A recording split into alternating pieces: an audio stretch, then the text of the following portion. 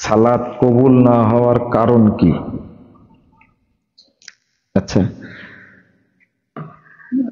আমি সাধারণত বক্তব্যের মধ্যে বলে থাকি বা কোনো মসজিদে সালাত আদায় করলেও বলে থাকি। গতকালকেও ঢাকা ক্যান্টনমেন্টে এলাকা একটা মসজিদ আছে আমাদের ভাসানটেক, সেখানেও ইশার সালাতের পরে কথাটা বলেছি।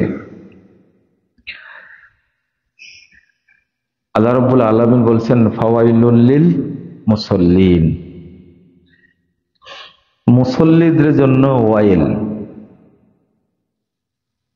আর একটা আয়াতে আসছে ফাসাউফা ইয়ালকাউনা গাইয়া, যারা সালাত নষ্ট করে তাদেরকে আল্লাহ একবারে জাহান্নামের তলদেশে নিক্ষেপ করবেন। তো আল্লাহ রাব্বুল আলামিন এবং রাসূল সাল্লাল্লাহু আলাইহি ওয়াসাল্লাম মুসল্লিদের কিছু বদ অভ্যাস বলেছেন।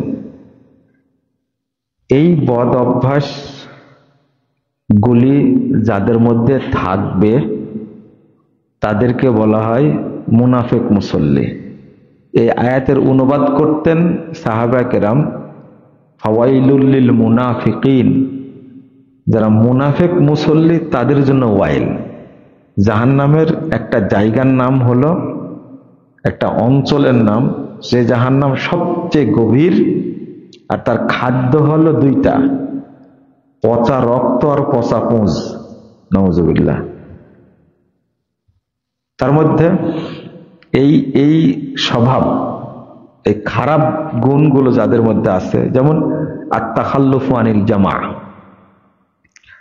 নামাজ পড়ে কিন্তু জামাতে পড়ে না, একে মুনাফিক মুসল্লি বলা হয়েছে।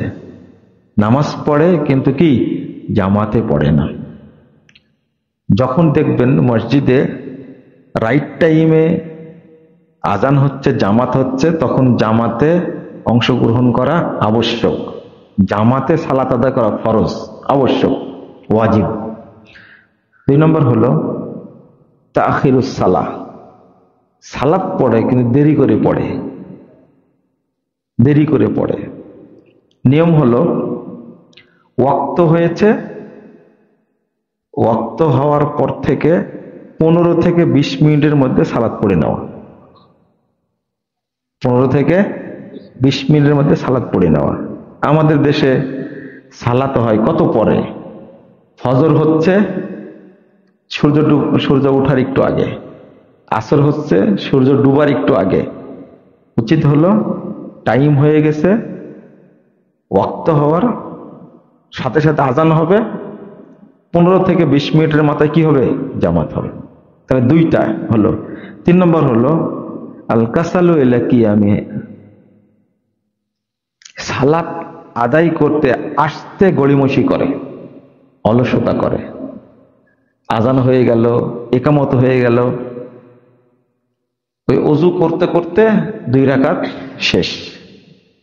একটা হাদিস আসছে লা ইয়াজালু কওমুন ইয়াতাআখারুনা আনিস সাফফিল আউয়াল, আবু দাউদের হাদিস। সবসময় এক শ্রেণীর মানুষ জামাত থেকে, প্রথম কাতার থেকে দূরে থাকবে, প্রথম কাতার পাবেই না, হাত্তা ইউআখিরাহুমুল্লাহু ফিন্নার। এদেরকে মুনাফিক বলা হয়েছে, আল্লাহ এদেরকে জাহান্নামে দিবেন, নাউজুবিল্লাহ। তাহলে 1 নম্বরটা বললাম কি, সালাত পড়ে জামাতে পড়ে না। 2 নম্বর দেরিতে পড়ে। 3 নম্বর সালাতে আসতে অলসতা করে। 4 নম্বরটা হলো মুরাতুন নাস, মানুষকে দেখানোর জন্য পড়ে। 5 নম্বরটা হলো কিল্লাতু যিকরিহা, অর্থাৎ আল্লাহকে সময় দেয় না, সালাতে এসে ঝটপট করে পড়ে দৌড়ে। আপনার 2 রাকাত সালাত পড়তে, 4 রাকাত সালাত পড়তে সময় লাগে 10 মিনিট 15 মিনিট, আর কারো লাগে কয় মিনিট, 1.5 মিনিট। 2 মিনিটে পড়ে শেষ, দৌড় দেয়।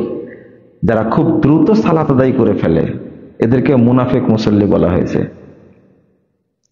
আর 6 নম্বরটা হলো খুব দ্রুত, নাকরিহা কানাকরাতিল গুরাব আবিদ্যুক, 2টা হাদিসে আসছে অর্থাৎ কাকের মতো করে আর আপনার মোরগের মতো করে ঠুকায়। রুকুই এবং সেজদা খুব, যেমন আগেরটা বললাম কি কিল্লাতে যিকরিহা, অর্থাৎ সময় কম দেয়, আর শেষটা হলো রুকুই এবং সেজদা কি খুব দ্রুত করে, কাকের মতো মোরগের মতো করে। এই বদ অভ্যাস যাদের মধ্যে আছে এদেরকে বলা হয় কি মুনাফিক মুসল্লি। আশা করি বুঝতে পেরেছেন। 2 নম্বর প্রশ্ন হলো সালাত কবুল না হওয়ার কারণ কি। প্রথম কথা হলো সালাতের মর্যাদাটাই বুঝি না আমরা। সালাত যে কত গুরুত্বপূর্ণ ইবাদত, একটা ইবাদত যেটা সময় চলে গেলে মানুষ কাফের হয়ে যায়, বাদ দিলে না। অনেক তাবেই বলেছেন যে হাত্তা ইয়াদখুলা ওয়াক্তান ফি ওয়াক্তিন ফাহুয়া কাফির। ওয়াক্ত শেষ হয়ে আর এক ওয়াক্তের মধ্যে ঢুকে গেছে কিন্তু নামাজটা পড়া হয়নি, ইচ্ছা করে পড়েননি, তাহলে সে কাফের হয়ে যায়। তো আগে সালাতটাকে বুঝতে হবে। আর একটা হাদিস আসছে যে কিয়ামতের মাঠে প্রথম সালাতের হিসাব নেওয়া হবে।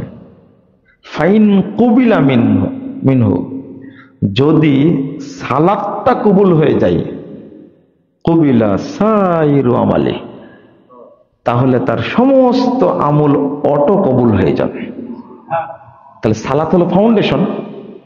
তাহলে সালাতের ব্যাপারে আমরা যত উদাসীন, যেমন আমার শরীরের ব্যাপারে আমি খুব সচেতন, আমি ফজরে উঠবো, 4 কিলোমিটার হাঁটবো, ওষুধ ঠিক মতো খাই কিনা বা কি খাচ্ছি, ভাত খাওয়া যাবে না, সকালে চিয়াসিড খাবো, দুপুরে 1 পুট ভাত খাবো, রাত্রিতে কিছু খাবো না, সবজি খাবো, কি কি খাওয়া যাবে না, শারীরিক ফিটনেসের জন্য আমি সব কিছু করছি, কিন্তু ইবাদতের ফিটনেসের জন্য কিছুই করি না।